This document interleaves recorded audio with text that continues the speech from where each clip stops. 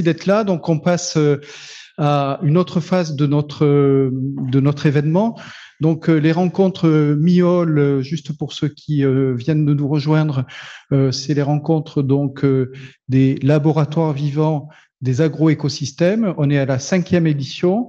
On était en train de dire à Nadia que la prochaine sera à Montréal le 6 octobre, donc tous à Montréal le 6 octobre. On a nos amis canadiens, donc François Chrétien, le responsable des laboratoires vivants à Agriculture Canada, qui est là, et beaucoup de collègues qui sont en visio, qui nous suivent depuis voilà, cette autre partie de la France, comme dit Nadia. Bon, c'est peut-être pas politiquement correct, mais donc du coup, en fait, ce qu'on a fait aujourd'hui, on a travaillé tout aujourd'hui et tout demain la communauté des spécialistes des laboratoires vivants, et on a tenu à avoir cet événement ouvert de façon à partager nos réflexions avec les acteurs du site toulousain, à la fois les acteurs du monde académique et du monde économique, social et politique, parce qu'il nous semble que par rapport aux enjeux actuels du site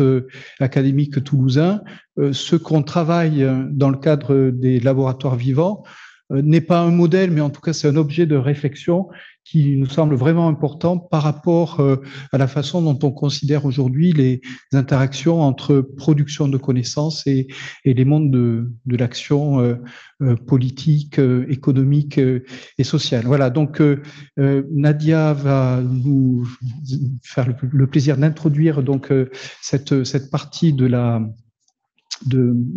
journée. Ensuite, on passera à la table ronde et malheureusement, en fait, elle a des obligations qui font qu'elle ne pourrait pas rester pour la table ronde. Voilà, Nadia, à toi la parole.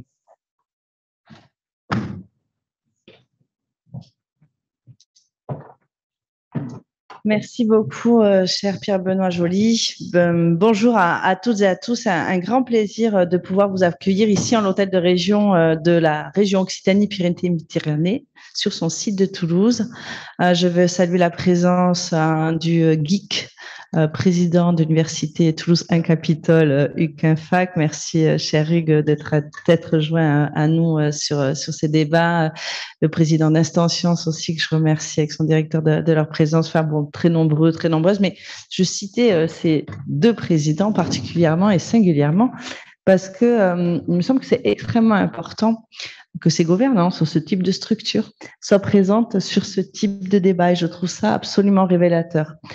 Comme on est entre nous et avec nos amis canadiens en distance, que je salue, et pour certains ici, je dois dire que quand Pierre-Benoît m'a interrogé sur la possibilité d'organiser ce rendez-vous en l'hôtel de région à Toulouse, j'espérais ardemment que nos salles soient disponibles, parce que c'était très naturellement et avec beaucoup de fierté que je trouvais très à propos aussi de pouvoir accueillir de telles réflexions.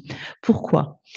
Parce que dans un hémicycle où nous produisons des politiques publiques pour l'intérêt général et dans l'objectif de constituer un bien commun, évidemment, on doit le faire sur la base de l'expression des besoins de nos populations. Faut-il encore connaître ces besoins ? On doit le faire sur la base d'un diagnostic territorial, des ressources existantes, ressources naturelles, ressources manufacturées, capacité aussi d'anticiper et de se projeter dans un avenir avec un certain nombre de variables, que ce soit celle de l'empreinte humaine ou que ce soit celle des ressources naturelles. Des ressources dont nous savons, et avec acuité cet été, après des épisodes climatiques difficiles, qu'elles sont non pas infinies, mais finies. Dans des projections et des prospectives en matière de métier ou de recherche dont nous ne savons plus, en tout cas avec la même certitude, la manière dont elles sont définies, ou en tout cas sur lesquelles on admet, ce qu'admet la recherche depuis longtemps, que nous sommes dans un milieu d'incertitude, où le doute est absolument nécessaire. Alors, à partir de là, quand on bâtit des politiques publiques et que le devoir est d'anticiper, d'arbitrer, de décider, il y a cette notion de prise de risque qui est commune à l'humanité, mais il y a surtout la nécessité d'un dialogue accru, d'un partage des informations pour être en capacité de concevoir et de bâtir les solutions les plus opérationnelles possibles. Et donc, bien évidemment, quand dans les outils de recherche, quand dans le fondement même de la recherche, vous interrogez les pratiques de laboratoire vivant, appliquées certes à l'agriculture, à l'agroécologie, à l'agroalimentaire, nous y voyons, nous aussi, des études qui sont extrêmement utiles dans les méthodologies à transposer dans la capacité de construire ou de co-construire des politiques publiques. Alors, en 2022, et ce depuis quelques années, on conviendra tous ensemble, et moi, en tant que vice-présidente et donc responsable politique très aisément, que dans le verbatim du politique moderne ou modernisant, il y a les termes résilience, bienveillance, co-construction, démocratie participative, et que d'ailleurs, depuis plusieurs années, on parle en matière de concertation et de consultation. Sauf qu'on n'y met pas toutes et tous les mêmes mots et que parfois l'emballage cadeau est bien survendu par rapport à la réalité des pratiques. Et c'est là que la science devient en tout point indispensable. Indispensable parce que nous sommes dans une période de fake news où, et je le disais sur les événements que justement Instant Science tenait à Carcassonne, où j'ai été sidérée qu'il y avait 9% de platistes en France. Alors les platistes, c'est ceux qui pensent que la Terre est plate. Et dans un humour tout à fait français, voire français de femmes de gauche françaises, je soulignais qu'il n'y avait pourtant que 7% de gens qui avaient voté pour Zemmour. Et que donc on a une marge de 2% en plus qui pensent que la Terre est plate. Et que donc on a une bien belle nécessité à faire en sorte de former, d'instruire les uns et les autres. Et puis, il y a le sujet épineux du partage de la décision et de la démocratie. Co-construire, partager, dialoguer, c'est aussi savoir comment, dans un monde à la ressource finie, où le coût de la lutte contre le dérèglement climatique impacte les uns et les autres différemment, où ses conséquences impactent les uns et les autres différemment, on le voit bien dans la capacité des populations les plus précaires, les plus défavorisées, à lutter, par exemple, contre les passoires énergétiques, qu'il fasse trop chaud, qu'il fasse trop froid. Et donc, doit se poser la question de sur qui faisons-nous répercuter le coût des contraintes des règlements climatiques, leur anticipation, leur protection. Le citoyen, l'individu, dont les moyens diffèrent, la collectivité qui prendrait en charge la totalité, par exemple, des coûts énergétiques, mais qui ne le peut pas, ou en tout cas qui dit au regard des standards de déficit et de dette, que ce n'est pas possible de les prendre en compte de cette manière-là. Les entreprises qui, aujourd'hui, doivent se conformer à des enjeux de décarbonation, mais qui indiquent qu'elles pourraient répercuter les coûts à la hausse sur leurs clients et donc les citoyens, ou qu'elles atterreraient leur compétitivité par rapport à d'autres endroits dans la planète où ces exigences ne seraient pas portées avec les mêmes intensités ou conditionnements. Bref, on voit bien que c'est en partageant, mais aussi en dialoguant, qu'on pourra répartir la charge des responsabilités, concevoir les politiques publiques les plus adaptées. Et comme vous agissez, vous, sur le vivant, sur des sujets éminemment sensibles, ou qui nous rassemblent tous. La question de l'alimentation, par exemple, est un sujet qui se pose à toutes et à tous, et qui interroge les questions écologiques, environnementales, agricoles, alimentaires, mais aussi la question sociale. Dans les pratiques alimentaires, dans les modalités de consommation, dans les capacités de consommation, on voit bien que tous ces sujets-là s'entrecroisent. Et nous avons, nous, du coup, décidé d'adosser nos pratiques administratives et de politique publique à des laboratoires des transitions. C'est-à-dire que la conviction que je partage là avec vous, elle pourrait s'arrêter à certains mots du verbiage politique à la mode, mais on s'est dit, testons aussi la manière dont ça pourrait rendre plus opérationnelles nos politiques publiques. Alors bien sûr, dans la méthodologie, on a mis en place des modalités de concertation et peut-être que, et même je le sais, certains d'entre vous ont participé aux concertations et aux ateliers participatifs de construction de nos stratégies régionales de l'enseignement supérieur, de la recherche et de l'innovation que nous allons proposer au vote de mes collègues au mois de novembre. Mais au-delà de ça, nous avons mis en place un laboratoire des transitions qui, adossé à nos 2 MSH, qui sont en Occitanie, à Toulouse et à Montpellier, interrogent et font le lien entre les chercheurs et les fabricants de politiques publiques que sont les responsables politiques élus ou les administrations dans les différentes collectivités du territoire. Et pour qu'ensemble, nous puissions bâtir des manières de consulter efficacement et donc de décider efficacement. De la même manière, nous avons trouvé extrêmement important de soutenir le projet, madame, que vous allez présenter tout à l'heure, Occitanum, et pourtant, et vous le direz peut-être pas, mais ça a été un sujet très clivant dans notre majorité régionale. Je ne dévoile pas, c'est le teasing sur Occitanum, mais y compris des élus régionaux issus de la majorité, écolo, considéraient que c'était un dévoiement du vivant que de soutenir des projets qui passaient par le sujet du numérique, un certain nombre de sujets du vivant, mais vous expliquerez ça très bien sur quel est l'objet, et chacun ici, au-delà du chercheur et de la chercheuse que vous êtes, pourra se faire son positionnement et son avis citoyen. Mais vous toucherez là du doigt la difficulté tout à la fois de pouvoir soutenir des projets de recherche qui ne sont pas complètement définis parce que le propre, c'est qu'ils se bâtissent aussi dans la manière de progresser, et le moment où la décision publique et politique doit se faire, donc en présentant un certain nombre d'objets à des élus qui doivent se positionner et décider d'engager le denier public sur des perspectives dont les résultats ne sont pas annoncés par l'avance, puisqu'il s'agit bien là d'objets de recherche. Et Pierre-Benoît, on se retrouve dans d'autres enceintes, dans d'autres gouvernances, où on défend là encore les pratiques collectives, la mutualisation des savoirs, l'interdisciplinarité, l'internationalisme aussi. Et merci à vous, François Chrétien, d'être avec nous aujourd'hui.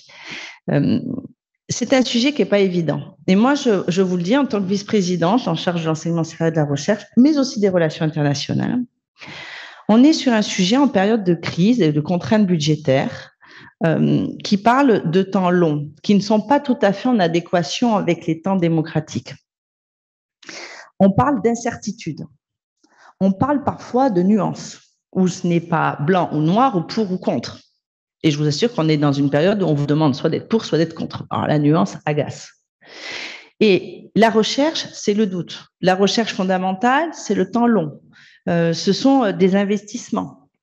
Ce ne sont pas toujours, dans l'imaginaire collectif, des tubes à essai avec des résultats probants. Et ce sont parfois des femmes et des hommes qui parlent avec un langage commun dont on se dit que la recherche, finalement, ne doit pas être suffisamment pointue et dont on ne comprend pas trop, en fait, ce qu'ils ou ce qu'elles font. C'est pour toutes ces raisons que c'était important pour nous que une structure aussi prestigieuse que l'INRAE, que des partenaires tels que vous êtes, puissent avoir la possibilité d'exprimer la réalité concrète du travail de recherche et de l'importance des laboratoires vivants, expliquant à quel point aujourd'hui ce sont des pratiques de recherche d'avenir qui permettent justement la convergence internationale, mais aussi les convergences disciplinaires, et que finalement, quand on regarde la complexité de la société, c'est sûrement la meilleure des manières d'y apporter solutions, ou en tout cas de démontrer que face au complexe, il existe des solutions pour les transitions qu'on ne doit pas simplement appeler de nos voeux, mais qu'on doit pouvoir qualifier, critériser pour opérer une véritable transformation du modèle de société, tout en apportant des solutions à nos concitoyens qui sont légitimes dans leurs attentes, qu'elles soient alimentaires, énergétiques, en matière sanitaire, et pour lesquelles on laisse à penser que les choix vont se réduire dans les années à venir. Et je pense que les sciences que vous réunissez, les méthodologies de recherche que vous déployez sont peut-être les seules à même d'avoir une attitude inclusive et la rigueur scientifique absolument nécessaire à mettre en œuvre pour les prochaines années. Donc, un tout grand merci, un véritable honneur que de vous accueillir ici et vous souhaitant d'excellents débats et travaux dans des conditions que j'espère optimales et les plus agréables pour les uns et les autres.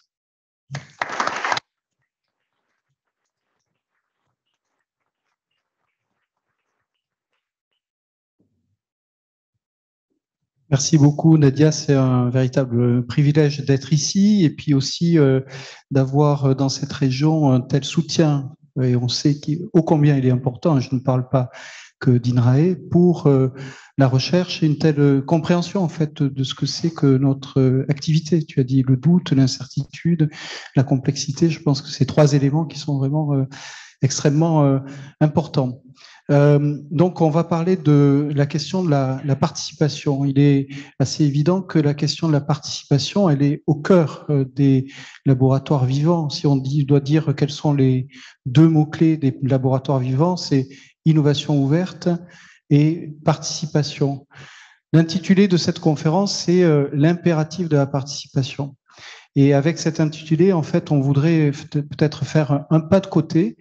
Et Nadia a pratiquement introduit le sujet en disant que aujourd'hui, on a un certain nombre de termes qui circulent, qui se banalisent un peu dans les différents espaces politiques et médiatiques, au risque en fait que ces termes perdent leur sens et qu'ils soient utilisés effectivement à des fins qui ne sont pas celles que l'on souhaiterait. Donc, en disant impératif de la participation, c'est pas du tout effectivement prendre une attitude critique sur la participation en soi, bien sûr, mais c'est peut-être se prévenir contre une injonction systématique à la participation qui fait que la participation est un passage obligé et ce passage obligé entraîne une série d'effets pervers. Alors, ça peut être... Les Anglais ont une expression, le tokenisme. Donc, la participation, c'est juste,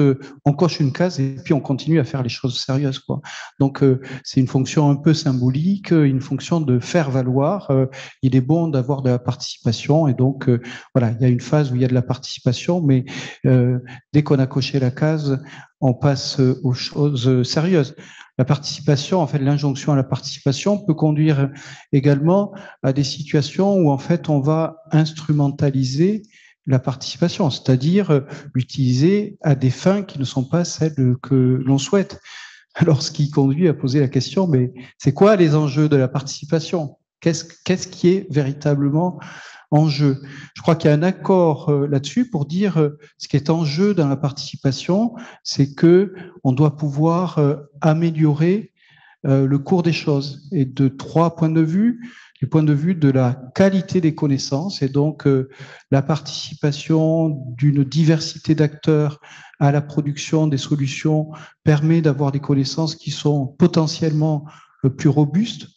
Bon, je prendrai l'exemple voilà, ce que prône ATD Carmonde sur le croisement des savoirs. L'idée que si on veut travailler sérieusement sur la pauvreté, on ne peut pas se baser simplement sur un savoir académique. Il faut aussi se baser sur l'expérience de la pauvreté et croiser les différents savoirs. Donc, et voilà, on pourrait prendre différents exemples. Et en agriculture, on sait combien, voilà, le savoir des agriculteurs est quelque chose, les connaissances, les compétences des agriculteurs, c'est quelque chose qui est absolument essentiel pour faire des transformations. Donc, qualité des connaissances. La seconde idée, en fait, autour de la participation, c'est que, en fait, si les parties prenantes sont impliquées dans un processus dès le départ, en fait, ils vont contribuer à ce processus, ils vont se l'approprier, et donc la mise en œuvre de ce processus sera beaucoup plus facile que si, voilà, on pose les questions en bout de pipeline en termes d'acceptabilité d'une solution à laquelle ils n'ont pas du tout participé.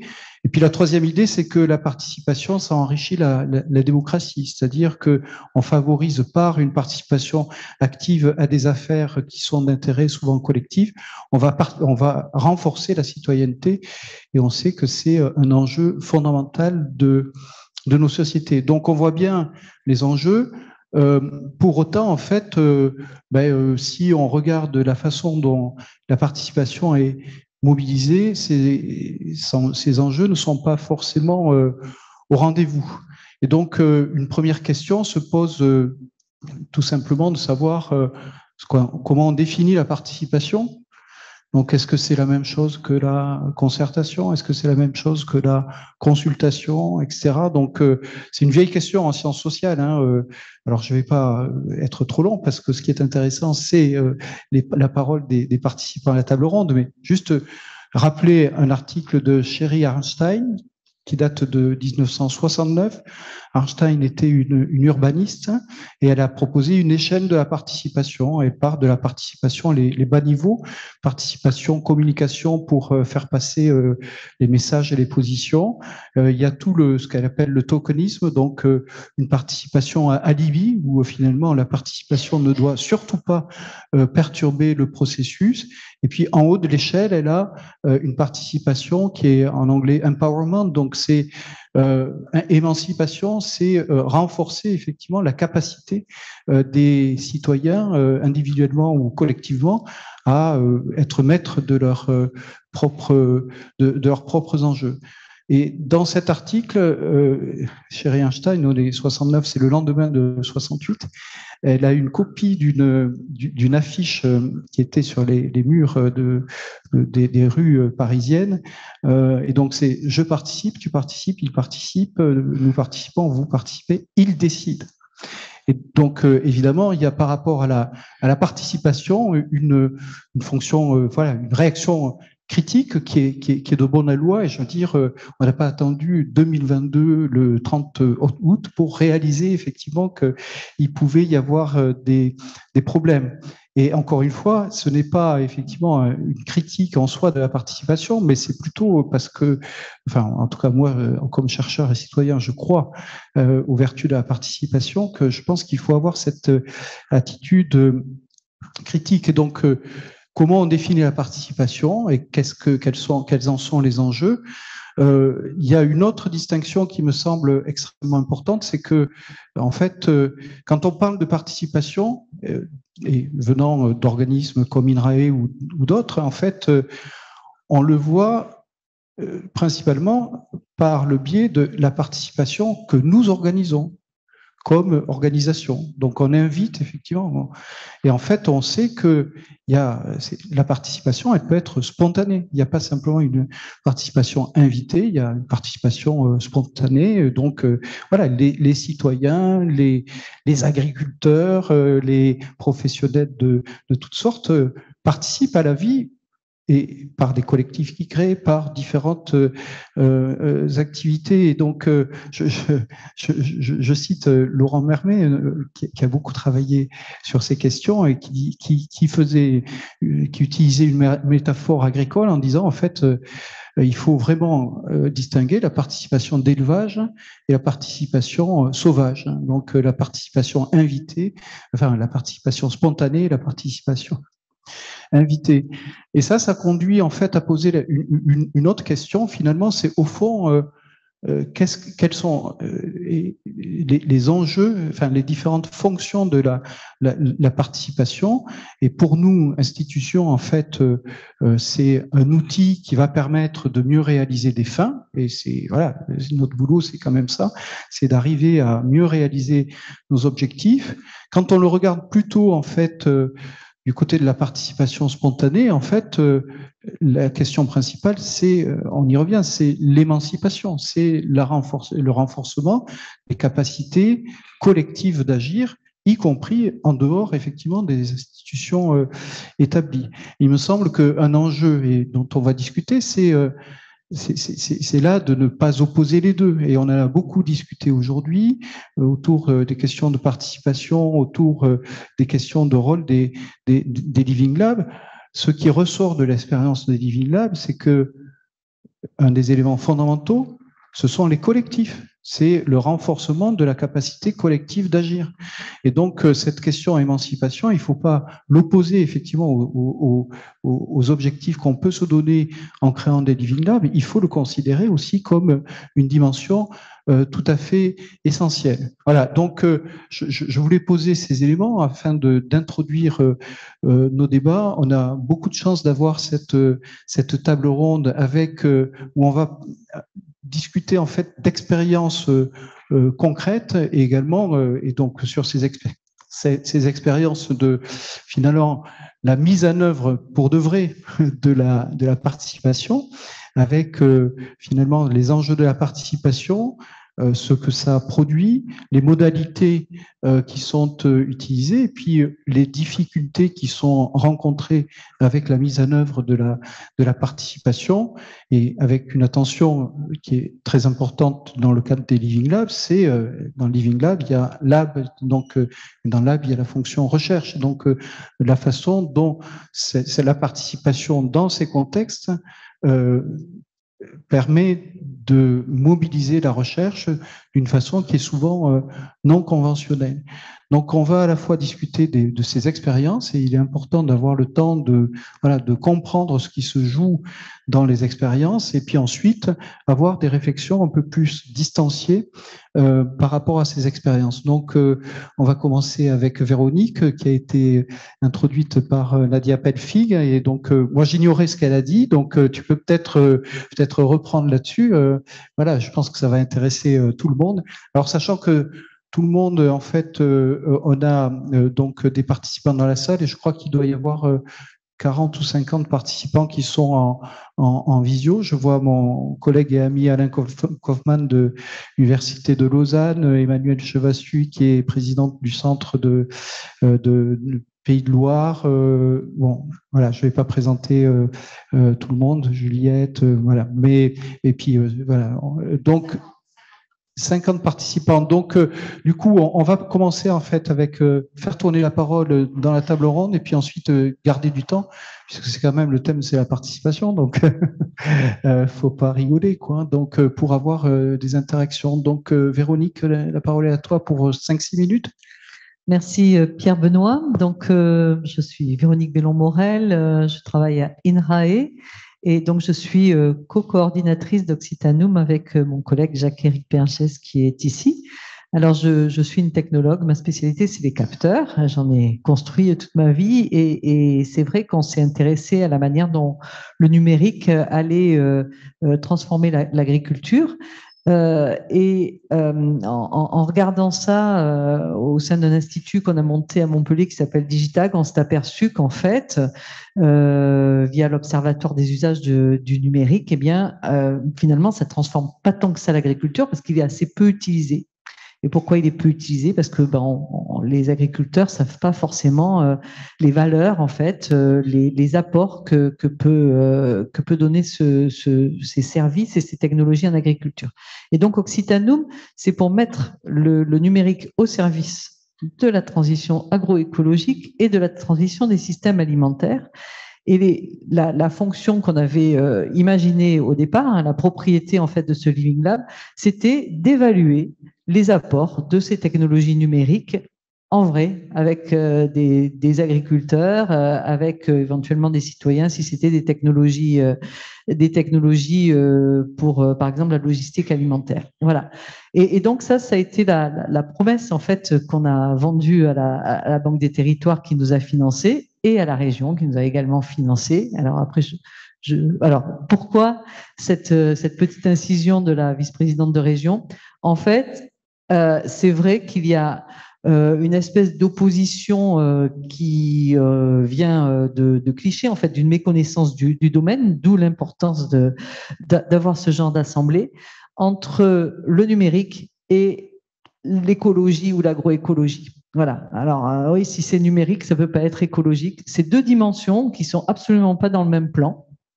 Donc, on ne peut pas aujourd'hui opposer ces deux dimensions. Et nous, ce qu'on va chercher à démontrer dans Occitanum et à INRAE, c'est que le numérique, on va le construire pour qu'il soit au service de l'agroécologie. Voilà. Et de l'agroécologie la plus forte possible, parce qu'il y a aussi des degrés. Voilà, donc c'était ça le débat qu'il y avait eu, surtout dans la majorité au niveau des écologistes. Voilà, c'est ce qu'on va chercher à démontrer. Donc ça veut dire qu'on va aussi mesurer l'impact environnemental, l'impact économique et l'impact social de ces technologies mises en œuvre dans des vrais contextes. Donc vous imaginez bien qu'on a besoin d'associer des différentes parties pour mettre en œuvre ce Living Lab. Et en fait, ce dont on s'aperçoit au fur et à mesure que le Living Lab se construit et évolue, c'est qu'il y a une autre propriété qui a émergé, c'est que les acteurs, justement, qu'on a interpellés en leur disant, mais est-ce qu'il y a des besoins qui aujourd'hui des besoins en termes d'accompagnement de vos entreprises, de vos exploitations agricoles, d'aide qui sont pas résolus.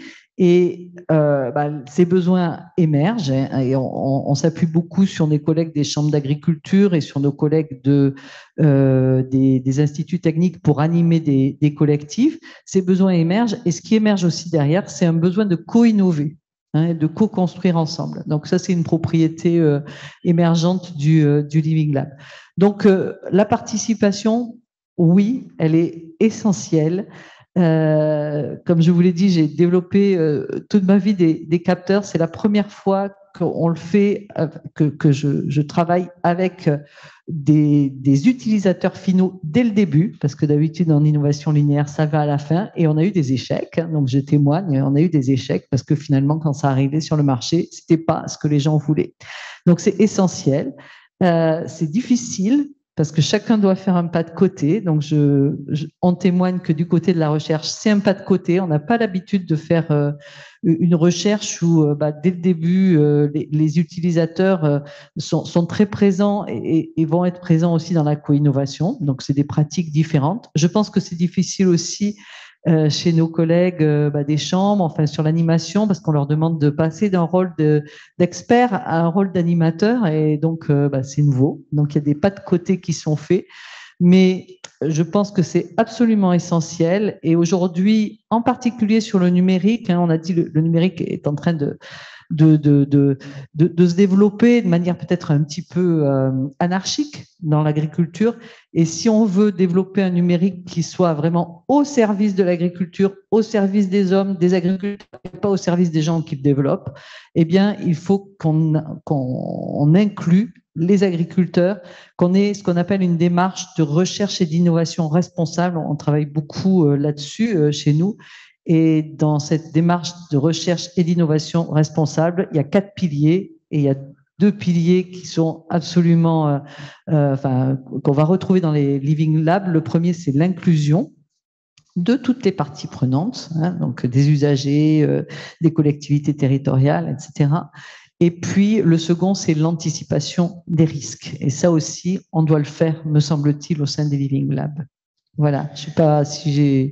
Merci, non, c'est très bien, parce que je pense que c'était vraiment important de comprendre ce qui se joue effectivement avec Occitanoum. On reviendra sur des éléments plus précis sur la participation, mais je vais passer la parole donc à Bruno Lyon, donc qui est directeur du GIP Transition agroécologique, qui était auparavant, en fait, qui a monté la plateforme Transition agroécologique alors qu'il était à la DRAF, donc il vient du ministère de l'Agriculture. Ce GIP, en fait, est soutenu par le ministère de l'Agriculture, l'agence de bassin, la région, et il se situe sur le site à côté de l'INRAE, sur le site du lycée agricole. Et donc, on a beaucoup d'interactions, de collaboration avec la recherche. Mais ce qui me semble intéressant, Bruno, c'est que tu expliques effectivement comment la participation intervient dans la façon dont vous traitez des questions sensibles autour de l'agriculture, et en quoi effectivement ça conduit à mobiliser la recherche. Merci, bonjour. Donc oui, deux mots sur ce que c'est que ce GIP. C'est un organe un peu nouveau, donc c'est un groupement d'intérêt public. Il est au service des politiques publiques et son sujet, c'est cette question des transitions agricoles. Et donc, en gros, notre matériau quotidien, c'est la question de la réduction d'usage des phytos, les pratiques de couverts végétaux, la gestion de l'eau et l'agriculture. Donc, tous ces sujets qui sont des sujets assez tendus, sur lesquels il y a de gros enjeux techniques, des enjeux de changement. On attend beaucoup de l'agriculture là-dessus, on lui demande beaucoup, et en fait, des fois, on a des difficultés quand même à trouver des solutions. Donc, ce qu'on fait, nous, on essaie d'accompagner ces processus de transition dans les territoires où il y a des enjeux de transition.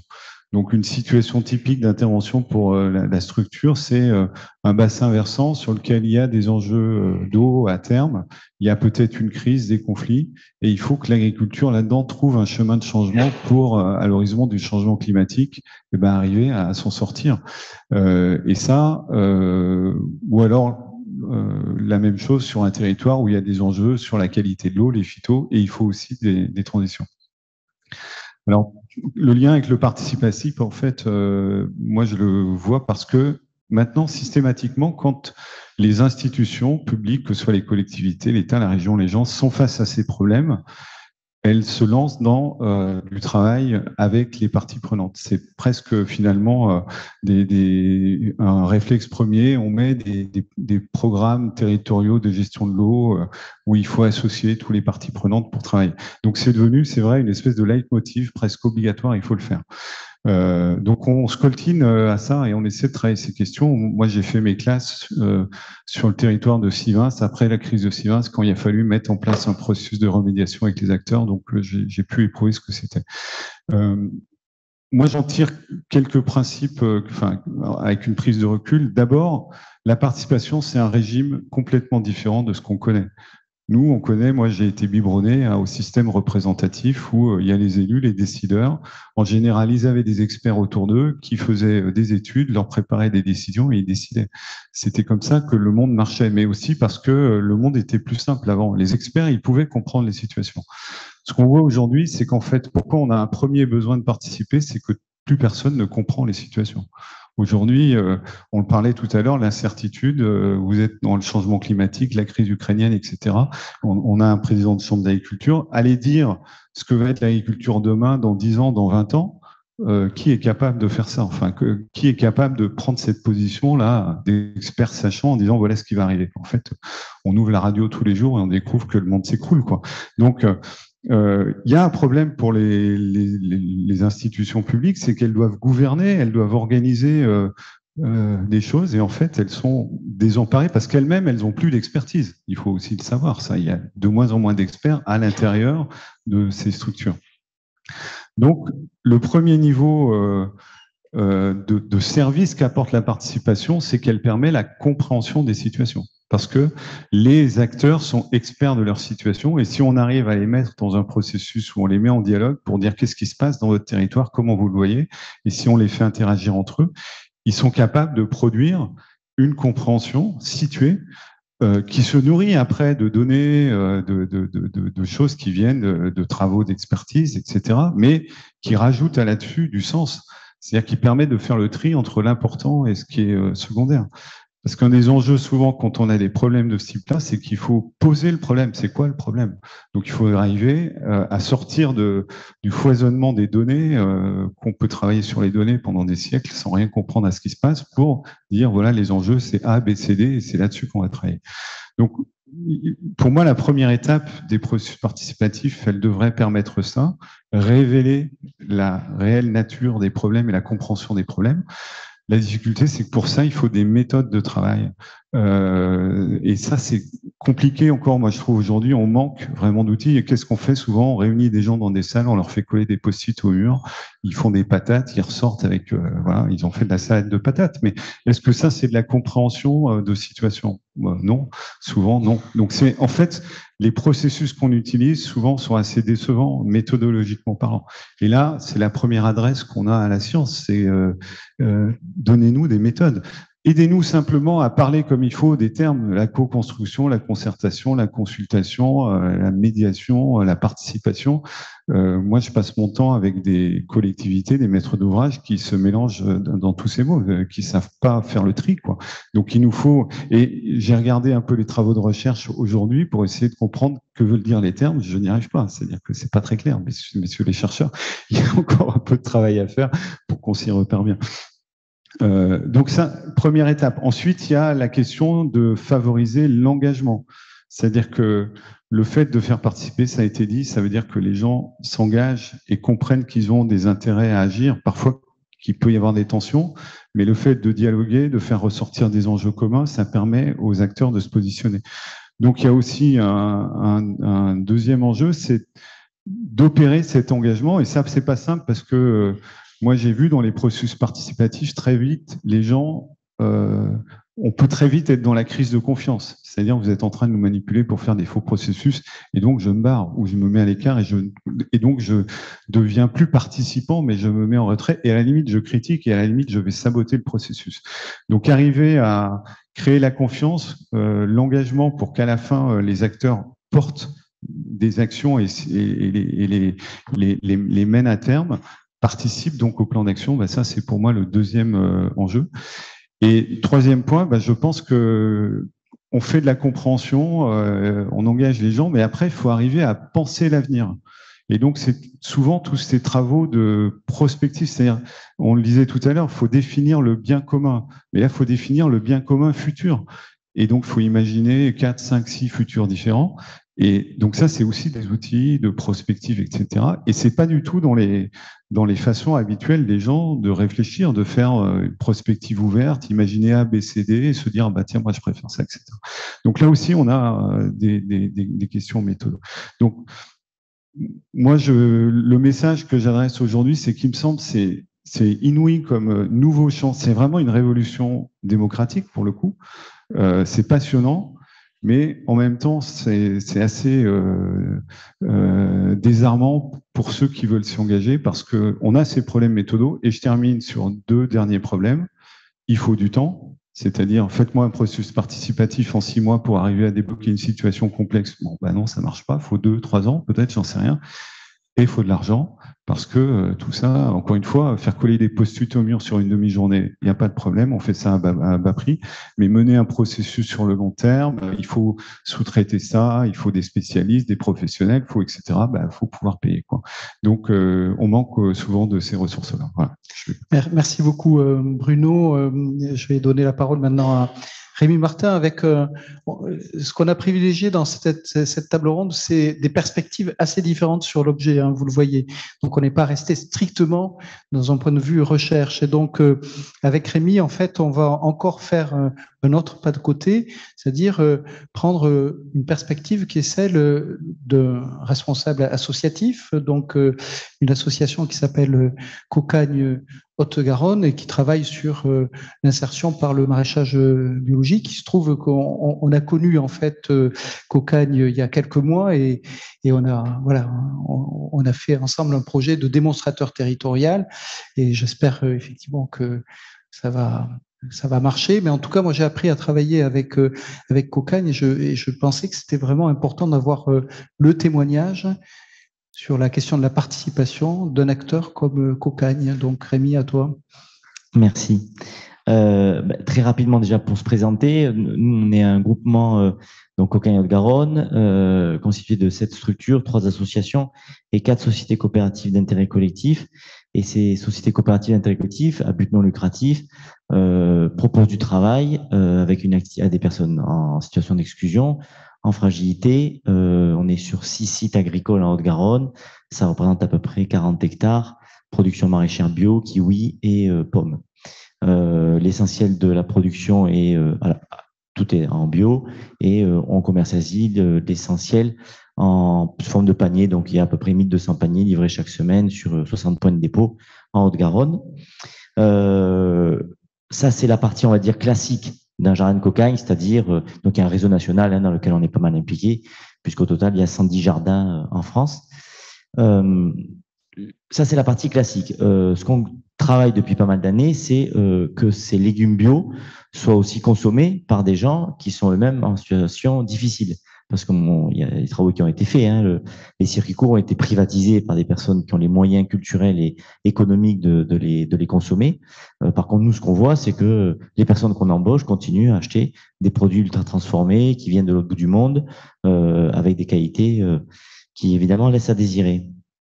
Donc, on travaille pas mal ça et on essaie de le travailler à travers des actions qui favorisent, en tout cas, c'est puisqu'on vient de l'éducation populaire, hein, qui effectivement favorise la participation des personnes elles-mêmes. Donc, c'est ce qu'on retrouve dans nos jardins partagés ou jardins d'immeubles, donc à travers l'association Cocagne Alimentaire, notre opération Panier Solidaire, ou un magasin coopératif en cours de construction sur Saint-Gaudens, ou nos projets de tiers-lieux nourriciers, notamment dans le cadre du projet Écopole alimentaire de Lausanne. Voilà. Mais le sujet dont on voulait parler un petit peu, c'est une expérience très concrète finalement qui va au-delà de la participation, mais qui est vraiment sur de la co-construction et qui rejoint d'ailleurs le sujet du numérique, puisque nos 110 jardins de Cocagne en France, donc qui adhèrent tous au réseau national Cocagne, ont un même besoin qui est d'avoir un outil numérique performant sur la gestion du process de vente et logistique de ces fameux paniers de légumes. C'est à peu près donc 25 000 familles qui sont livrées chaque semaine en France sur 1300 points de dépôt. Voilà, donc ça fait quand même, il y a une petite complexité, avec une volonté farouche de chaque jardin de garder son indépendance, évidemment. Donc, il était hors de question d'avoir un logiciel central. Donc, il fallait à la fois mutualiser, mais dans un esprit de coopération. Voilà, donc ça a été un laboratoire, alors sans du tout l'aspect recherche, mais au sens vraiment bricolage du terme. Ce besoin, il est apparu dans les années 2015. Avant, on bidouillait des petits trucs. Bon. Donc là, l'idée est vraiment de passer à une autre échelle.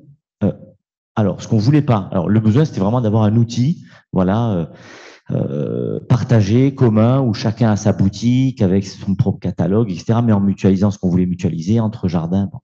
Ce qu'on voulait pas, c'était confier le bébé à une boîte informatique, parce qu'on avait déjà eu des expériences, moi étant un peu dans le milieu, on a l'habitude de dire que le numérique est une affaire trop sérieuse pour, en paraphrasant un peu, pour la laisser uniquement aux mains des sociétés informatiques. Sachant qu'en plus, la valeur ajoutée d'un système numérique, il est composé en partie du code. Mais si on regarde bien la valeur ajoutée totale d'un système numérique qui est utilisé, c'est surtout l'utilisateur finalement, hein. Et puis c'est ceux qui ont conçu, qui ont bossé sur un cahier des charges, qui ont testé, qui ont formulé des remarques au fur et à mesure, qui ont formé les utilisateurs.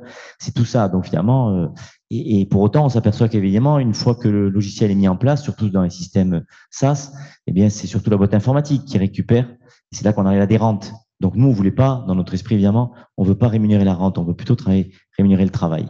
Donc on voulait tout ça, mais bon, voilà. Donc on est parti sur la création d'une société coopérative. Il s'avère qu'on a trouvé une petite boîte informatique du côté de Nancy qui avait compris et qui partageait en fait, avant même les problèmes techniques ou les besoins fonctionnels, qui partageait notre vision des choses. C'est-à-dire finalement, on se met ensemble une boîte informatique qui avait déjà quelques références dans le domaine des drives fermiers, etc. Nous, notre besoin, une boîte de formation, parce qu'il fallait former ensuite, évidemment, tous ces gens à l'utilisation. Et on a créé donc Jardin d'Octet. Il s'avère que c'est nous, au niveau de Garonne, qui pilotons un petit peu et qui animons en tout cas cette coopérative. On a démarré ça en 2019 et c'est une belle expérience parce que finalement, bon, c'est compliqué, hein, vous l'avez dit, hein, c'est compliqué la co-construction. On a démarré à 12 sociétaires. On est maintenant 46 sociétaires, donc c'est des jardins de Cocagne, hein, qui prennent des parts et qui ensuite décident ou pas de devenir clients d'un service, donc Cocagne Bio, qui est cet outil qu'on a mis en place. Voilà. Évidemment, pour être client, il faut d'abord être sociétaire et il faut s'impliquer dans la définition permanente des nouveaux besoins, dans l'évaluation, dans la participation aux travaux collectifs. Il y a 0 subvention sur cette coopérative. C'est notre première coopérative numérique au niveau du réseau Cocagne. Il y a d'autres sujets que le commercial ou la logistique. Il y a aussi les plans de culture. Alors on a vu 2 pistes un petit peu, mais c'est des modèles fermés. Nous, on veut surtout pas à un moment donné que le code l'emporte, parce que c'est nous qui devons l'emporter à la fin, hein, les utilisateurs et ceux qui produisent la valeur ajoutée. Et voilà. Donc c'était un petit témoignage sur une aventure de co-construction. Merci beaucoup. On reviendra sur des aspects complémentaires, notamment le lien avec la recherche dont on a parlé avant cette table ronde. Donc, j'invite Bernard Malabirade à prendre la parole. Donc, Bernard est président de la Chambre d'agriculture du Gers et entre autres activités, en fait, impliqué dans 2 dispositifs de type Living Lab. Donc, il a une expérience comme professionnel, comme responsable effectivement d'une chambre qui a ses propres activités, en fait, de la mobilisation de dispositifs qui sont assez nouveaux en fait par rapport, assez nouveaux, on peut le questionner d'ailleurs, par rapport aux façons d'agir de la chambre. Donc c'est important d'avoir ton témoignage, mais également si tu veux commencer à réagir puisque la parole tourne. Donc si tu as des réactions par rapport à ce qui s'est dit, c'est évidemment libre à toi. Voilà. Merci Pierre-Benoît. Je vous salue tous déjà, merci de votre invitation. Bernard Malabirade, donc polyculteur, éleveur et producteur de vin en plus dans le département du Gers, avec beaucoup de chance d'avoir installé 2 jeunes en 2020, ce qui me permet d'être beaucoup plus libre et présent avec vous aujourd'hui en pleine vendange d'ailleurs, ce qui n'est pas toujours évident. Oui, nous avons deux laboratoires vivants, je le prononce comme ça. Je suis pas très anglophone, 2 laboratoires vivants, en tous les cas, un, bien sûr, dans la droite ligne d'Occitanum Quantica, qui est une expérience autour d'éleveurs, polyculteurs éleveurs, pour essayer de mieux voir, observer, quantifier le carbone, qui est toute une histoire, le carbone dans nos exploitations, et vraiment d'en tirer des itinéraires de travail intéressant, mesurable et valorisable, bien sûr. Et valorisable, dans le valorisable, il n'y a pas que l'argent, il y a aussi une volonté et une envie pour les agriculteurs et les éleveurs de se faire valoir positivement aussi derrière ces éléments-là. Le deuxième, qui est un peu plus naissant, mais qui est aussi très intéressant, il est lié au projet de parc naturel régional de la Starac, qui est un parc naturel régional dont l'originalité est d'avoir une approche paysage, et une approche paysage et agriculture, dans le respect de l'agriculture, avec un positionnement de l'agriculture qui n'est pas la brouette que l'on fait traîner un petit peu en disant ça va nous empêcher d'avancer, mais bien en ayant une vision non sanctuarisée des paysages, en disant le paysage a toujours évolué et il va évoluer, et nous souhaitons, nous les citoyens, un paysage harmonieux qui respecte les trames bleues, les trames vertes dans lesquelles nous sommes bien, et qui respecte aussi la présence d'une agriculture qui est complètement intégrée dans ce paysage-là et qui trouve aussi des leviers économiques, humains, sociaux, pertinents et citoyens, bien sûr, de compréhension. Je trouve que c'est un projet assez extraordinaire qui mérite vraiment un laboratoire pour le coup vivant, parce que là, ça va être de l'interaction humaine forte. C'est ça que nous voulons construire de manière... c'est tout l'intérêt des laboratoires vivants, c'est ce côté pluridisciplinaire. C'est qu'on passe par-dessus la haie et on sort un peu de nos consanguinités et de nos experts pour aller vers d'autres, et d'autres viennent vers nous avec des éléments nouveaux et qui, pas des gens donneurs de leçons, mais des gens qui veulent rester en phase d'écoute active comme nous sommes, parce que le monde agricole, je vais enfoncer une porte ouverte, mais je me suis installé en 90, ça commence à faire quelques décennies. Le monde agricole a changé. C'est ça, enfoncer une porte ouverte. Mais il a changé dans le sens où il s'est singularisé. Chaque individu aujourd'hui essaye de trouver sa propre route. On n'est plus dans tout le monde faisait pareil. D'ailleurs, rentrer dans un village, regardez les quelques fermes qui restent, elles ont toutes pris des chemins différents. Il y a 30 ans, c'était tout identique. Quasiment, de taille, de structure humaine, de structure agricole, d'équipement quelquefois également. Aujourd'hui, c'est très différent et très différencié. Je trouve que c'est une force. Ça veut dire que derrière chaque ferme, il y a quelque part un laboratoire vivant. Il y a quelque chose qui peut s'inventer et qu'il faut savoir capitaliser. Alors, on n'est pas à construire des laboratoires derrière chaque ferme, mais la symbolique est bien là. Mais on est bien là à essayer sur une approche collective. Et le mot collectif prend du sens, territoriale également, à une échelle qui peut être de petite ou de dimension plus grande d'ailleurs, à essayer de construire des choses. Enfin, je vous parlais de polyculture élevage et autour de ce projet Astarac, c'est la polyculture élevage. On s'aperçoit que hier, elle était dans les fermes. C'est un mode d'exploitation qui est en voie de disparition. On ne va pas s'en cacher. C'est dur. Pourquoi la polyculture élevage disparaît? Parce que c'est dur. Parce qu'il y a des cumuls de production et des cumuls de goulots d'étranglement de travail sur plusieurs productions qui fait qu'à un moment donné, on ne peut pas tout bien faire.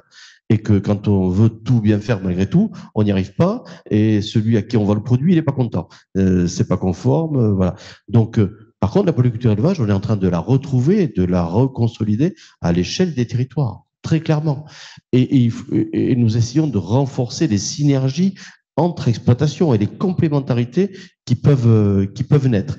Et ça vient du fait que, voilà, les agriculteurs, c'est pas parce qu'ils ont moins le temps, ils sont plus, comme nous tous, en temps partagé. Il faut un peu plus de famille, un peu plus de loisirs, un peu plus de travail également, mais ce temps partagé, ça veut dire que je peux plus aujourd'hui dire j'ai un projet de vie et je vais trouver une femme qui va accepter que je fasse 80 heures par semaine. Ça ne marche plus, ce genre de choses. Ou certains y arrivent, bien sûr, il y a toujours des exceptions aux règles, mais de manière plus générale, ça marchera de moins en moins. Donc les exploitations se spécialisent, elles acceptent des goulots d'étranglement de travail à certaines périodes. À d'autres, il faut que ce soit un petit peu plus tranquille et nous prenons le temps de nous poser, de réfléchir, de se repositionner et de consolider finalement nos forces ou de reprendre un peu de force. Donc voilà, ce concept de polyculture élevage, on essaye de l'approcher maintenant à l'échelle territoriale et de renforcer et aider ces synergies entre exploitation et citoyens également.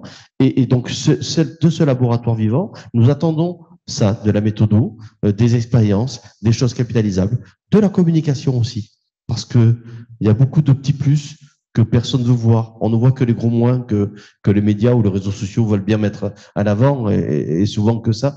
Mais les petits plus, parce qu'ils ont leurs valeurs et les valeurs, derrière le mot valeur, il y a le mot lien aussi entre les citoyens d'un territoire. Et ça, c'est des choses qu'il faut renforcer et auxquelles il faut donner l'importance.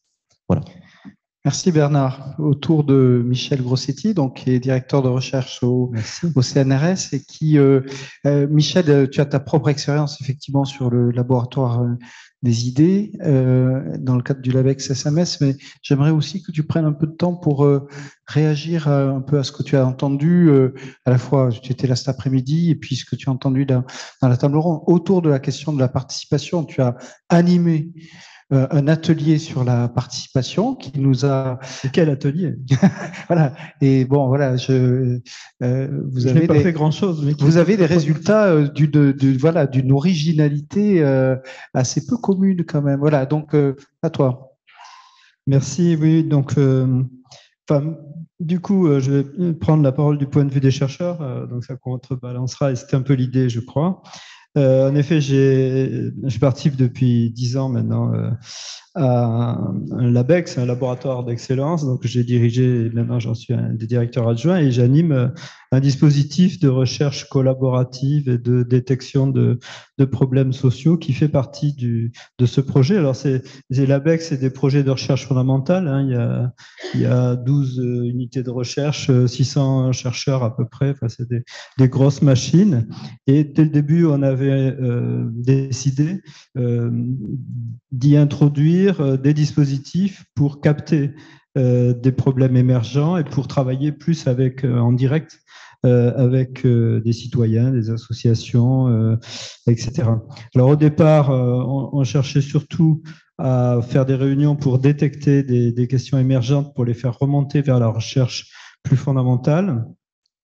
Alors ça a fonctionné plus ou moins, bon, avec toujours les aléas de la présence des personnes à ces réunions. Puis petit à petit ont émergé des thèmes sur lesquels on a engagé des recherches collaboratives, souvent à la demande de citoyens, parfois d'élus, d'associatifs, etc. Et donc au fond, maintenant c'est une fédération d'expériences de recherche collaborative qui implique parfois un syndicat sur l'évolution du système aéronautique à Toulouse, des associatifs sur les groupements d'achat citoyens, des élus avec lesquels on a expérimenté une forme de diagnostic territorial un peu nouvelle. L'éducation nationale et les enseignants sur plusieurs expériences pédagogiques, y compris dans des quartiers populaires. Enfin bref, on a comme ça des chantiers qui sont comme des axes de laboratoire, presque maintenant, et que nous suivons dans la durée. Alors en fait, je voulais attirer l'attention sur les difficultés qu'on a rencontrées parce que c'est pas facile de faire ce genre de travail. Et il m'a semblé que dans les témoignages qui avaient précédé, au fond, ce que je pensais être des spécificités des sciences sociales est peut-être pas tant que ça spécifique et qu'au fond, on est peut-être souvent confronté à ces difficultés que lorsque l'on essaye de faire du travail participatif, collaboratif, vivant. On cherche à rester vivant quand même. Voilà. Alors, en sciences sociales, il y a peut-être un truc un peu particulier, mais qui existe aussi dans certaines autres disciplines, c'est le caractère très individuel de la recherche de beaucoup de chercheurs, pas tous, mais il y a quand même une tendance à construire une problématique qui est spécifique à une personne, et cette personne prend l'habitude de collaborer avec certains types de citoyens, d'associations, qu'elle va considérer comme des terrains aussi, mais donc il y a énormément de recherches au fond, qu'on qualifierait de recherche collaborative ou participative, qui sont complètement sous le radar des institutions parce qu'il n'y a pas de contrepartie financière. C'est de l'échange de services, c'est-à-dire les chercheurs fournissent des compétences, donnent des conseils, participent à des réunions, les associatifs ou les personnes de terrain font remonter des problèmes, donnent des informations, et en fait il y a tout un magma d'expériences que personne ne suit ni ne connaît, il n'y a pas de contrat, il n'y a pas de contrepartie financière. Et donc, justement, un des objectifs du dispositif Laboratoire des idées, nouvelles questions sociales, c'est un peu long parce qu'on a fini par rajouter des choses au fil du temps, c'était de passer d'un niveau individuel à un niveau plus collectif, donc de faire de la cumulativité d'expérience et puis aussi de ne pas enfermer finalement une thématique dans l'expérience d'un chercheur. Bon, il y a autre chose qui est peut-être la partager avec d'autres disciplines, c'est les gens ne savent pas ce que c'est que la recherche. On s'est rendu compte de ça. Alors pour les sciences sociales, les gens pensent que c'est en gros les experts qu'on voit à la télévision, alors qu'évidemment c'est pas du tout la réalité de ce qu'on fait dans les laboratoires. Et donc, il y a un travail de pédagogie à faire et de construction d'un vocabulaire commun, de références communes pour déjà arriver à se comprendre, qui n'est pas simple. Et puis, on manque, alors on n'est pas très bon, enfin moi je vais le dire, sur l'aspect participatif. On ne sait pas bien, alors on a appris des choses au bout de 10 ans d'expérience, mais on ne sait pas bien gérer au fond, la construction de collectifs, d'une question de recherche, d'un collectif qui va collecter des données si c'est nécessaire. Enfin, tout ça, on ne sait pas bien faire, quoi. Et élaborer des diagnostics par participant. Alors, on sait faire des focus group, il y a des choses qu'on sait faire, mais franchement, de la délibération collective, on n'est pas très bon. Et en prospective, on en parlait, c'est vous qui en parliez, je crois, on est nul. Enfin bon, moi j'ai lu beaucoup sur la question, j'en ai fait un petit peu, mais franchement, dans les sciences sociales, qui fait de la prospective? Il y a une chaire, je crois, en France, en tout et pour tout, et encore la personne qui le tient, je ne sais même pas si elle est encore active. Enfin bref, c'est vraiment un problème. Et du coup, on a des gros besoins, mais je ne sais pas, je vous renvoie à la question, est-ce que ces besoins ne sont pas aussi partagés dans d'autres disciplines ou d'autres expériences? Le premier besoin, c'est évidemment construire des dispositifs de médiation et de délibération. Il faudrait arriver à sortir des expériences multiples qu'on a vécues, quelques bonnes pratiques, enfin, qui pourraient nous aider. On le fait, mais il faudrait le faire de façon plus systématique. Un autre besoin, c'est au fond est lié à la méconnaissance de ce que c'est que la recherche. C'est-à-dire, lorsque des citoyens s'engagent à une recherche collaborative, il faut arriver à faire en sorte qu'ils comprennent un peu qu'est-ce que c'est que construire des données, les analyser, faire autre chose que valider un point de vue qu'on a au préalable avant même de s'engager dans une étude. Et puis, il y a un autre problème qui est la disponibilité des chercheurs. Bon, d'abord, toutes les questions qui peuvent émerger du débat avec les citoyens ne relèvent pas de la recherche fondamentale. Ça aussi, il faut arriver à faire le tri entre ce qu'on peut renvoyer vers des consultants, ce qu'on peut faire éventuellement par des groupes d'étudiants, et puis ce qui implique quand même un peu la recherche, les chercheurs plus permanents. Mais même quand les chercheurs permanents s'impliquent, moi je suis impliqué dans beaucoup de projets, bon, ben, on n'a pas non plus un temps infini à mettre à disposition de ces projets. Et donc, sur des projets qui demandent un suivi dans le temps et la coordination d'un certain nombre d'acteurs, on a besoin d'intervenants qui soient ni des chercheurs académiques, ni des citoyens qui ne sont pas du tout informés de ce que c'est que la recherche. Donc, soit nos anciens étudiants qui ont monté des petits cabinets, soit peu importe, mais des gens qui ont un minimum de formation à l'enquête et qui soient dédiés sur un financement qui reste à trouver, qui peut être en général un financement public, qui font que le projet va vivre dans la durée, alors que les citoyens ou les associatifs peuvent être là à quelques réunions ou parfois s'engager pendant quelques mois très fortement, mais pas après. Et les chercheurs, c'est un peu pareil. Voilà. Donc, en gros, les problèmes auxquels on se trouve confronté, c'est un peu ceux-là. Et au fond, je voulais juste vous renvoyer cette liste de questionnements pour voir si c'est un peu la même chose ou pas. Merci beaucoup, Michel. Je propose en fait qu'on passe aux questions. Alors peut-être, est-ce qu'on a des moyens de savoir si à distance des participants veulent poser des questions? Comment ça fonctionne, Muriel, Hubert? Est-ce qu'ils peuvent prendre la parole? Ils lèvent la main, hein? Donc tu surveilles ça parce que nous on voit juste 3 personnes à l'écran, on n'a pas de chat, on n'a pas de. Tu as l'information, tu suis ça? Ok. Oui. Il y a surtout des interventions d'Alain Kaufmann. Et donc, du coup, j'aurais envie de demander à tous ceux qui sont à distance, s'ils ont des questions, de les amener dans le chat. Et si Pierre Benoît vous invite à les poser, d'allumer vos caméras pour qu'on vous voit. D'accord. Alors, Alain, on va te donner la parole. Il y a aussi une autre personne qui s'était signalée, mais elle a disparu de notre écran. Donc, peut-être vous vous présentez, puis, si possible, des questions courtes, et puis on essaiera de faire des réponses courtes de façon à ce que la parole puisse circuler. Donc, Alain Kaufmann et puis Alain Le Plaideur. Hein. Alain. Merci beaucoup. Bonsoir tout le monde. Je ne sais pas si on m'entend. C'est bon, oui, c'est parfait. Merci pour ces interventions passionnantes. C'est plus une remarque qu'une question, mais ça relève notamment de ce qu'a dit Michel Grossetti. Je pense que on a vraiment l'habitude dans le monde universitaire de lancer des programmes sur appel d'offres. Les chercheurs reçoivent leur financement et ensuite partent 1, 2, 3 ans accumuler des résultats.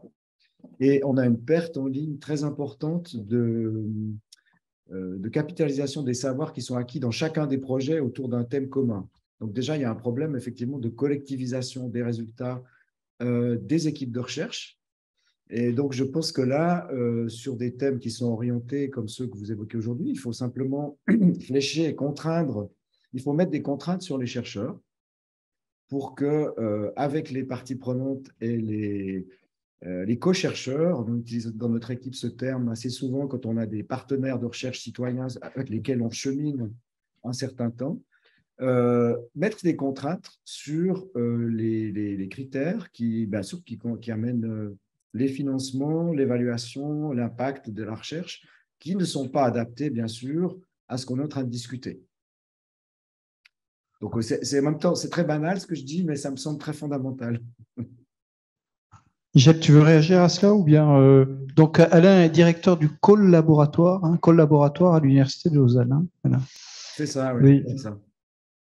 Non, mais je partage le diagnostic, mais peut-être pas la thérapeutique, c'est-à-dire que Enfin, au LabEx SMS, l'idée, c'est de contraindre le moins possible, mais de donner plutôt envie. Donc, bon, alors, on fait des réunions, on leur achète des chocolats, hein, vous voyez, ce genre de trucs.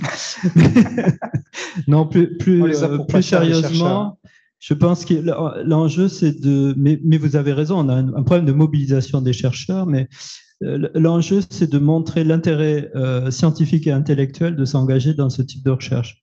Et effectivement, ça passe aussi par la valorisation par les institutions de ce type de travail, quoi. Là, on est d'accord. Mais la contrainte, pour les chercheurs, ça marche rarement, quoi. Ouais, Véronique, tu réagis? Ouais. Merci. En fait, d'une part, c'est vrai que dans Occitanum, et puis il y a eu d'autres citations de Living Lab, on est sur du temps un petit peu plus long, puisqu'on est sur des projets de 8 ans. Et ça, c'est fondamental, hein. Si on a moins de 8 ans, je ne vois pas ce qu'on pourrait faire, puisqu'il faut, enfin, on l'a cité tout à l'heure, c'était un résultat des ateliers, enfin une sortie des ateliers. Il faut déjà 2-3 ans pour se mettre en route, pour s'acculturer, pour se connaître. Et donc, s'il n'y a pas déjà des collectifs préexistants, c'est pas la peine de partir sur quelques années, enfin sur 2 ou 3 ans.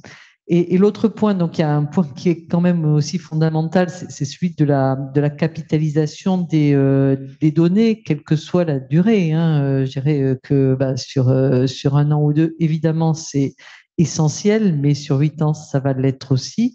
Et nous, ce qu'on souhaite faire, c'est aussi utiliser ces données, et Pierre Benoît sera est le directeur d'une thèse, donc je ne sais pas si Julia est toujours parmi nous, sur le sujet justement de quel est l'apport de ces dispositifs d'innovation ouverte, de ces dispositifs de laboratoire vivant pour créer des connaissances. Est-ce que ça change vraiment la manière de créer des connaissances, d'innover, etc.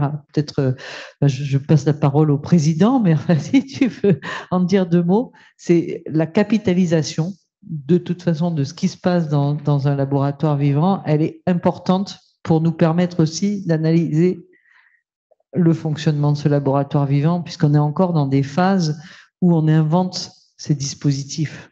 Moi, on n'est pas encore. Juste un rebond là-dessus, c'est vrai que on voit dans les discussions qu'il y a un vrai enjeu du point de vue de la recherche. Donc, il y a un point de vue un enjeu de compétences, d'engagement du point de vue des partenaires, mais également ça nécessite des transformations profondes du point de vue de la recherche en termes de compétences, etc. Donc, moi, je suis persuadé que on vit aujourd'hui, en fait, ce qu'on a vécu dans les années 60-70 avec l'invention dans le monde de la recherche de la valorisation, du partenariat, etc., où on a compris effectivement que pour que la recherche ait des impacts, il fallait effectivement avoir cette couche de compétences, etc. Et aujourd'hui, s'agissant d'un enjeu de transformation, de transition socio-environnementale, mais en fait, il faut avoir des dispositifs que le partenariat traditionnel en fait ne prend pas en charge. Mais ça, c'est une conviction. Alors ensuite, comme on est chercheur, et on dit, on fait de l'expérimentation. Pour moi, Occitanum est une expérimentation collective à laquelle on participe. C'est aussi ça une dimension. Et sur cette expérimentation, il faut produire des connaissances. Et donc, du coup, l'objet de la thèse, c'est vraiment cela. Muriel, tu voulais prendre la parole? Oui, juste, pas moi-même, mais nous avons nos partenaires canadiens qui commentent également, et en particulier Étienne Lord, qui dit, mais il peut peut-être lui-même le signifier. Si Étienne, vous pouvez vous faire apparaître votre caméra et prendre le micro, n'hésitez pas. Voilà. On ne vous entend pas là. Oui, bonjour. J'espère que vous m'entendez. Donc, ma question, en fait, c'était au niveau du transfert des connaissances qu'on a retrouvé au fait du laboratoire au Québec. C'était vraiment une difficulté peut-être de transférer nos connaissances aux producteurs. Et surtout quand on agit au niveau d'une région, donc il y a différentes réalités au niveau de chaque producteur. Et on a eu quelques défis, en fait, parce que les producteurs voulaient se comparer les uns avec les autres, surtout au niveau des questions de biodiversité, des savoir-faire. Donc, cet aspect-là de la recherche, je pense qu'il va falloir peut-être l'approfondir pour trouver des meilleures façons d'interagir avec les producteurs, pour ne pas les mettre en compétition les uns avec les autres. C'est quelque chose qui nous a vraiment beaucoup marqué, nous, au Québec, et on n'a pas trouvé encore la meilleure façon d'interagir avec ces producteurs-là et trouver peut-être des façons peut-être détournées de faire ce transfert de connaissances au niveau de la recherche, mais sans avoir une compétition, en fait. Merci. Merci Étienne. Peut-être soit Véronique, soit Bernard, puisque c'est une question vraiment sur les interactions entre effectivement les effets effectivement de ces dispositifs sur la sociologie de l'agriculture, quoi. Est-ce que, enfin moi si je le reformule, c'est un peu, est-ce qu'il y a un phénomène happy few avec des phénomènes finalement de tension et d'exclusion qui sont liés au fait que ceux qui ne participent pas en fait adopte une position critique vis-à-vis de ce qui se passe là. Et donc, du coup, il y a vraiment une question derrière, et je pense que c'est important d'avoir de voir comment ça se joue dans les chambres d'agriculture. C'est-à-dire que vous avez la chambre consulaire, vous avez des réseaux et une connaissance du milieu agricole qui est très important, et puis vous avez des opérations sur lesquelles vous allez avoir finalement quelques agriculteurs qui vont participer. Donc, est-ce que ça a un effet d'entraînement ou est-ce que ça a un effet de clivage qui fait que, comment vous envisagez ces problèmes? Oui, le monde agricole a beaucoup fonctionné par l'exemplarité. C'est là-dessus qu'on a finalement entraîné des gens vers des nouvelles techniques, de la modernité, de l'ouverture. Tout à l'heure, je parlais de la singularité en fait des individus, effectivement, qui cherchent pas forcément à se ressembler, qui chercheraient même à se différencier. Dans cette différenciation, il y a aussi une part d'ésotérisme pour certains, en disant voilà, moi je suis sur la bonne ligne et puis c'est la mienne et puis elle m'appartient et je prends mon risque. Voilà, il y a une manière et une posture quelquefois d'assumer des choses très bien, quelquefois des bêtises aussi, mais bon voilà, ça fait partie du jeu qui est assez remarquable. Donc je ressens pas la notion de compétition.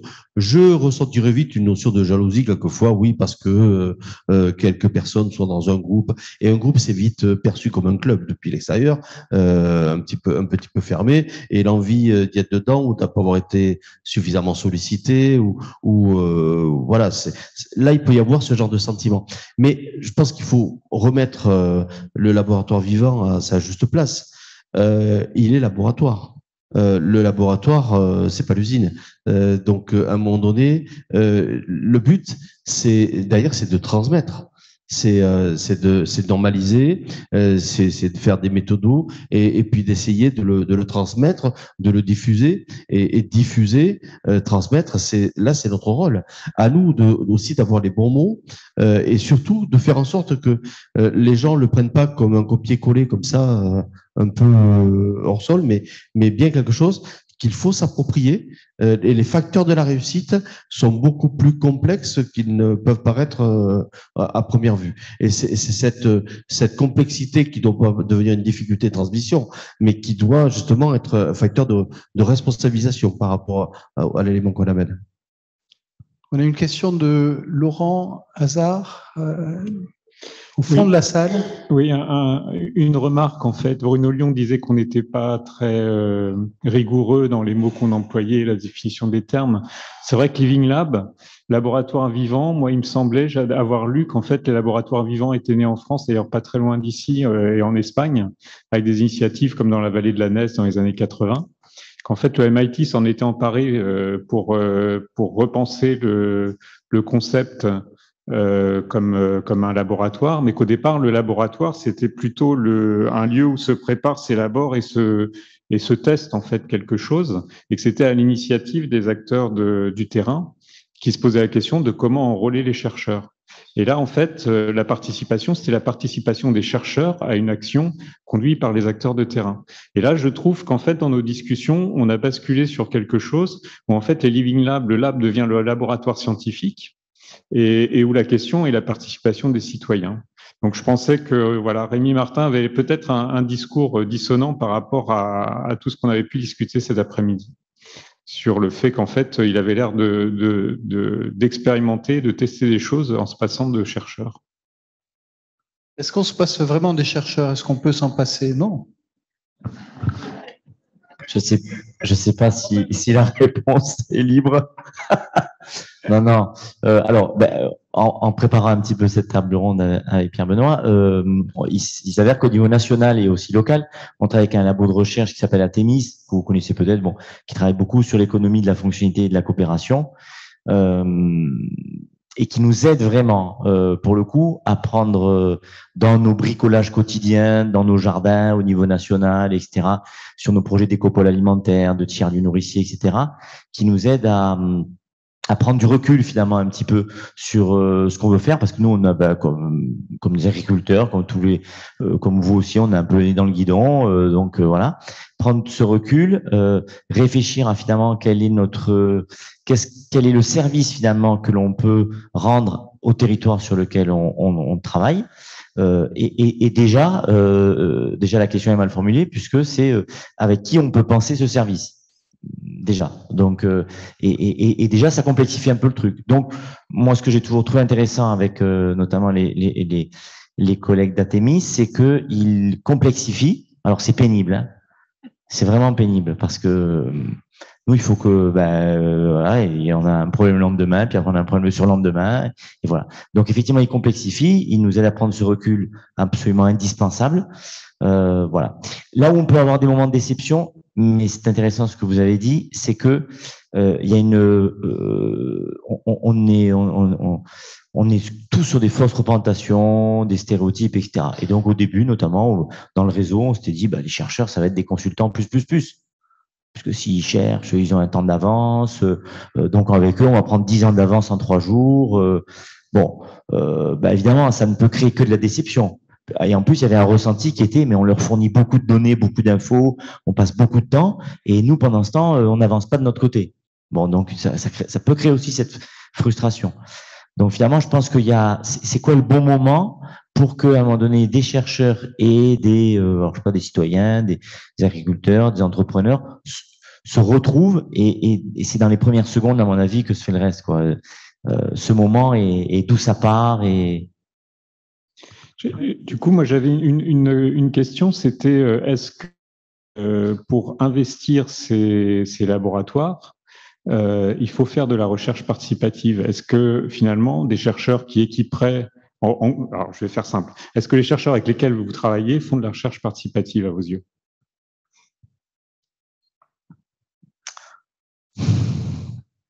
En fait, moi, j'ai un gros problème. Je ne sais toujours pas ce que c'est que la participation. Alors, il y a des personnes qui ont travaillé sur les échelles de la participation. Tu as rappelé, jusqu'à l'empowerment, jusqu'à nous, on essaye dans les tiers nourriciers de faire en sorte que, évidemment, c'est pas binaire. Donc, on a fait notre forum national sur l'émancipation. C'était, qui est aussi une question liée évidemment directement à la participation. On avait Equitas, que vous connaissez peut-être, qui est une association artisan de justice sociale, qui nous a aidé à travailler ce forum, à le préparer, etc. Moi, j'en suis ressorti avec plus de questions que de réponses, et avec surtout, mais ça rejoint ce que vous disiez, quand même un constat qui est que, et peut-être c'est inhérent aussi à l'action, c'est que dès qu'il y a une action, il y a quelqu'un qui est un peu à l'initiative, un peu à l'origine, et que donc c'est lui qui a un peu la parole, c'est lui qui invite. C'est pour ça que c'est intéressant ce que vous disiez, c'est-à-dire que c'est bien qu'il y ait des actions qui soient à l'initiative de citoyens et qui rencontrent des chercheurs, et puis aussi l'inverse. Mais le truc où tout le monde est au même niveau et tout le monde invite en même temps, j'y crois pas, quoi. Donc, il faut accepter aussi le fait que peut-être il y a des gens, oui, qui ont plus la main sur l'initiative. Et après, est-ce qu'ils sont bons dans la participation, ça? Muriel, justement, ça. Oui. Ça rencontre une des questions qui est posée en particulier par Alain Le Plaideur, qui pose la question de savoir mais qu'est-ce qui se passe au début, comment ça démarre, et la manière dont se passe la construction initiale. Est-ce qu'on pourrait avoir peut-être rapidement un ou deux témoignages de comment s'est passée la construction initiale? Elle démarre rarement de rien. Alain, vous voulez prendre la parole, oui, ça, ou c'est... Oui, très volontiers, simplement pour préciser le cadre dans le cadre. Bon, nous sommes une association, enfin une fédération d'associations de riverains urbains ces 4 associations, le Lez est une rivière qui traverse la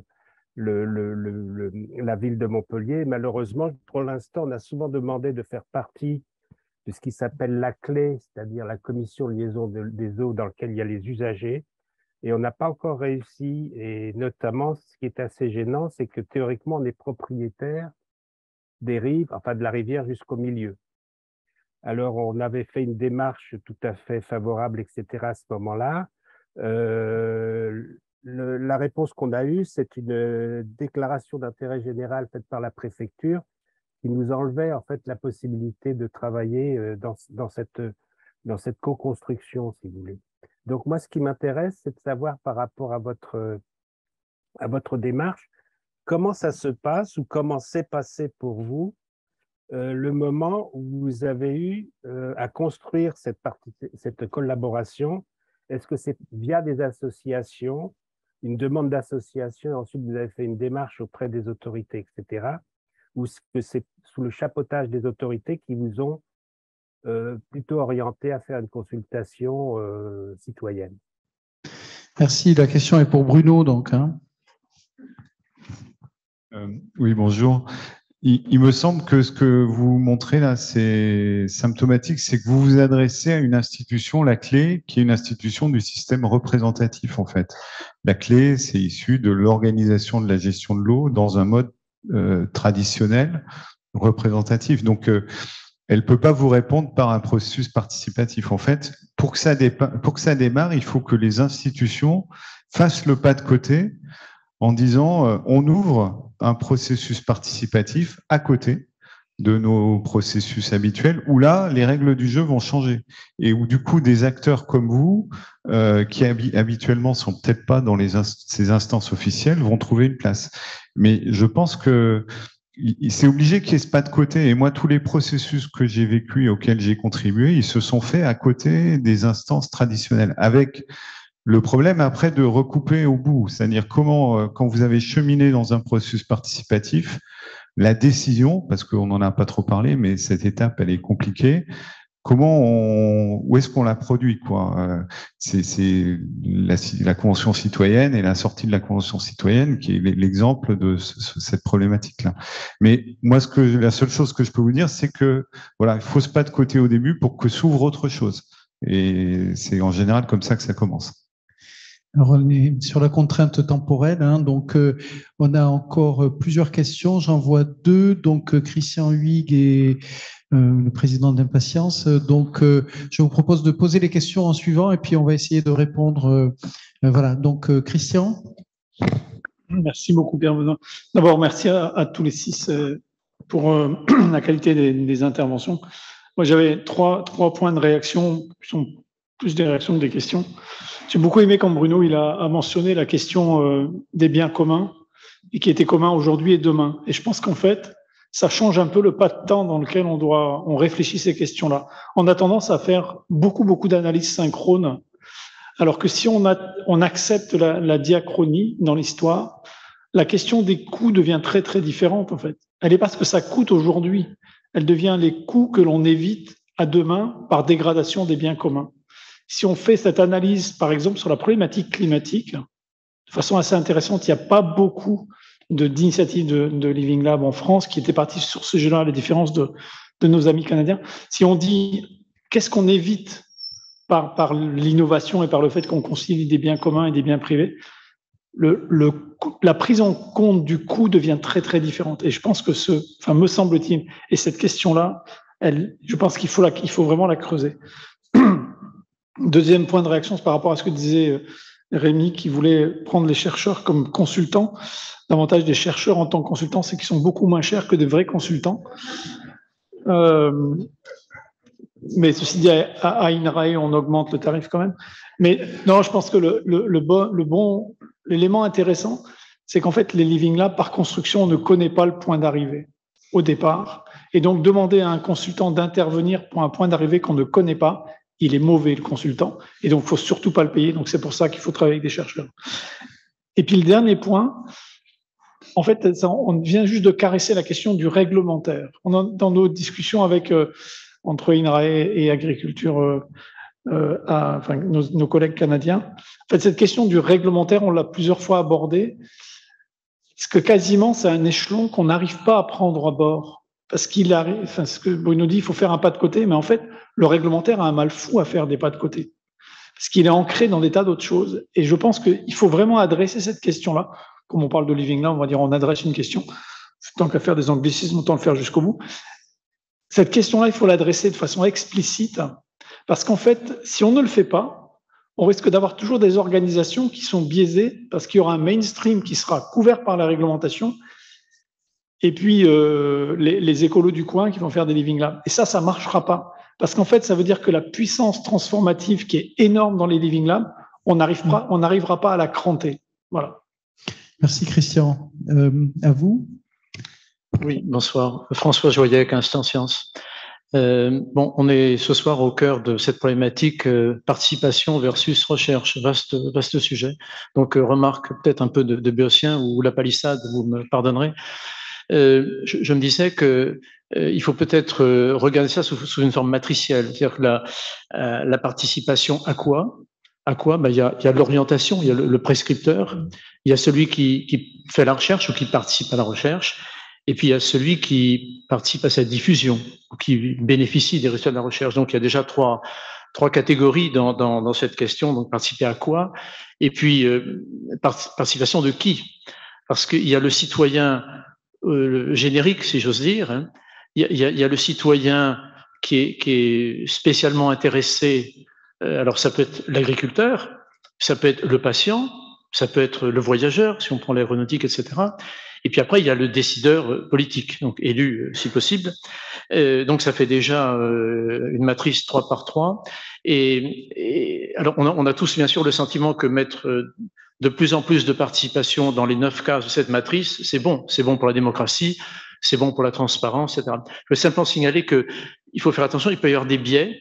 Par exemple, si on demande par référendum, est-ce qu'il faut mettre 1 milliard d'euros sur la recherche contre le cancer ou l'astrophysique lointaine, on est à peu près sûr du résultat. Et c'est un résultat à prendre en compte. Faut-il pour autant abandonner toute recherche en astrophysique lointaine? Probablement pas.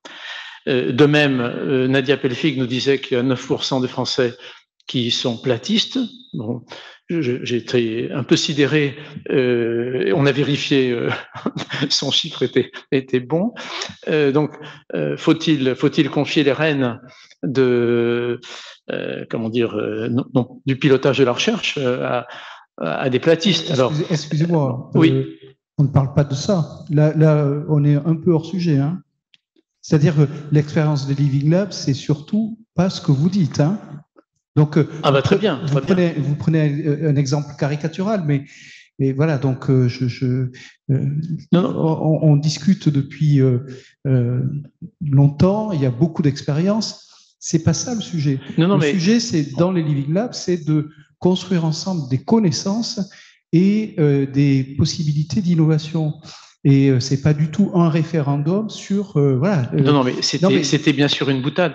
C'était pour dire que à l'intérieur de ces 9 cases, il y a le bon exemple. Donc les Living Labs, les programmes de recherche participative dans lesquels l'INRA est tout à fait moteur et on s'en félicite tous ce soir. Et puis si on va un peu plus loin, il peut y avoir des limites. C'est tout ce que je dis. Ah oui. Voilà, c'est tout. On est tout à fait d'accord.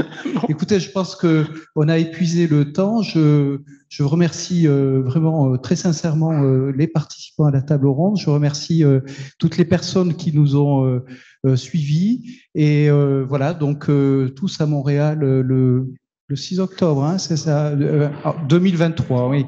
Ne pas oublier que c'est 2023. Merci à tous et voilà, bonne soirée. Et peut-être, juste, oui, nous allons applaudir, mais c'est pour vous dire que vous êtes tous cordialement invités à partager le pot de l'amitié et à continuer les discussions que nous aurons juste après. Et là, pour le coup, je remercie le directeur scientifique Agriculture INRAE de nous permettre cette perspective-là. Voilà. Et en tous les cas, grand bravo. Je voulais le dire avant que tout le monde ne s'en aille. Merci.